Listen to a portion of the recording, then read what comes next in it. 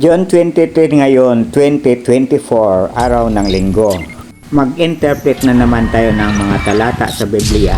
Dito sa Psalms, chapter 8, verse 5, ay may description tungkol sa human beings o sa tao. Thou hast made them a little less than the Elohim. Ang tao ay nilalang kawangis ng Elohim o ng Diyos, physically at intellectually. Ang unang mga tao ay mahaba ang buhay at matatalino, kaya ito ay ginunaw o winasak at binawasan ang longevity ng tao. Ngayon ay nasa 70 to 120 lamang at binawasan ng konti ang katalinuhan.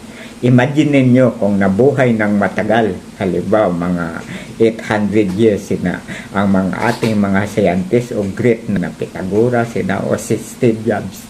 Siguro hindi lang buwan ang narating ng tao ngayon, baka Pluto nagalugad na hanggang siguro ang nating na sa ibang universe ang mga tao sa daigdig. Please follow my Facebook page, comment, like, and share, and subscribe to my YouTube channel, Stories of Uncle Paeng.